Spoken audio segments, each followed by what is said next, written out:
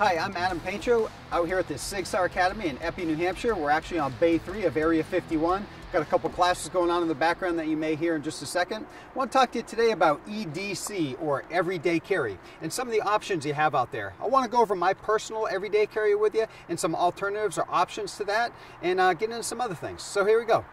So the first thing I want to cover for EDC is going to be communications and identification. I think it's assumed we all carry a cell phone or a smartphone, some type of communication device these days, and that's going to be really important in some type of deadly or dangerous conflict or encounter, so we can call the police and communicate with other responding authorities and things like that. So the cell phone, obviously, that's going to be a primary means of communication. The other one you need to think about is some type of identification, whether that's a police badge if you're an off-duty police officer, or maybe a concealed carry permit if you're a responsible citizen out there. Maybe you don't need it during the actual event, but you're probably going to need it after. If you are an off-duty police officer, having that neck chain badge around your neck is going to be important for identification and all that stuff. So that's the first thing I want you to think about. So let's talk firepower, meaning your primary go-to gun, if you do choose to carry a gun. For me, I've chosen a appendix carry holster with the SAUER P239.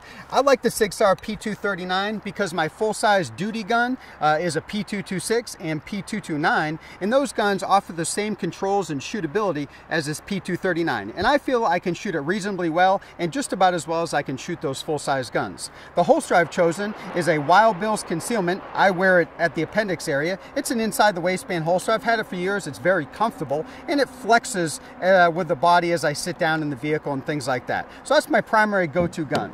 With a primary gun, it's important to have a full complement or reload of ammunition for that primary gun. Recent events and encounters out there in the street have shown us that what we have in a gun may not be enough, and we may have to hold somebody at bay or fight for our life for a reasonable amount of time. Even though statistics show us that it's about 3 rounds on average, it's important to have a reload. So I've chosen also an appendix style carry inside the waistband from Wild Bill's concealment, inside the waistband single magazine pouch. So I've got a full reload. It's actually an extended magazine for my P239, 10-round magazine right there. So that way I have a full complement of ammunition to reload my primary firearm. The next thing I want to get into is going to be some type of utility tool or a knife. In my case, I choose my everyday carry utility tool as this Leatherman right here. I like it, nice old Leatherman. I've got some pliers in it, screwdrivers, scissors, and of course a knife as well. I'm a big fan of multi-purpose, so I like to carry some type of multi-purpose tool, and this is a good tool. It's worked out good for me because you can do a lot with it. If you choose to carry a knife, I don't always carry both. I have this just on me for the sake of this demonstration, but a good locking knife that's got a good edge on it. I like something with a little bit of serration on there for getting through like seat belts and things like that, but you want a good quality blade if you are going to carry a knife. For me personally, it's more of a utility than a defensive weapon. However, we could certainly use the knife for a last-ditch weapon if need be, especially if carrying a gun is not going to be a legal option for you depending on where you're going. Let's get into a backup gun or a secondary gun. For me personally, day in and day out, wearing what I have on right now, I'll typically have 2 guns on me, a primary gun and a backup gun. Even while I'm in a duty type of setting or teaching out here, I'll have a primary gun on my waist and some type of gun typically on my ankle. In my case, I've chosen an ankle gun, been carrying an ankle gun for well over 15 years, and it's a good option for me. I like it. In my case today, I've got a SAUER P938 9mm single action only handgun in this DeSantis brand ankle holster. Real comfortable holster, which is real important for ankle carry. Actually has a boot extender on it, so if I'm wearing a high boot, it'll actually go around it. I like the 938. I feel I can shoot the 938 good. Accurate pistol, reliable. I've actually got the extended magazine in there, so I've got some extra 9mm firepower in there. So that's my personal backup gun or my ultra deep concealment secondary carry gun.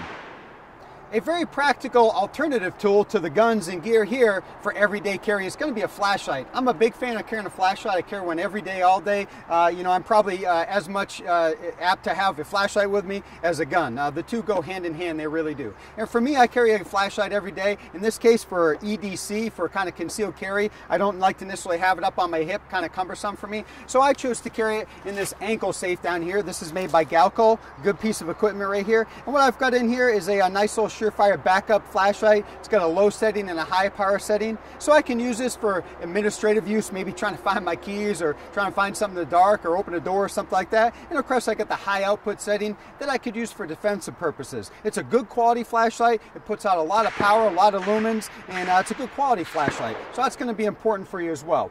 With that, I've chosen to carry in this little configuration right here. What I've also got in that is a backup magazine for my backup gun if you choose to use something like that. And since I am a police officer as well, and for general purpose, I've chosen some type of restraining device that's easy to keep in a pocket.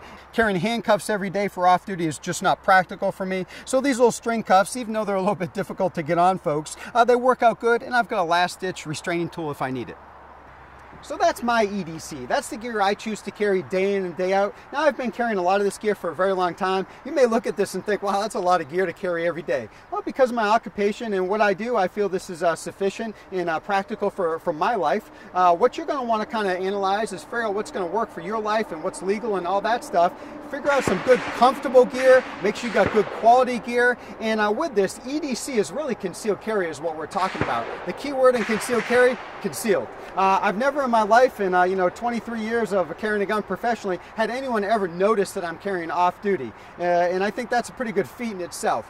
So concealability is going to be key, and comfort. You need gear that's going to be comfortable, or you're just not going to carry. So get out there, do a little bit of research, figure out what you're doing for EDC, make sure you're prepared to deal with an encounter off duty out there on the street if need be, and safe shooting.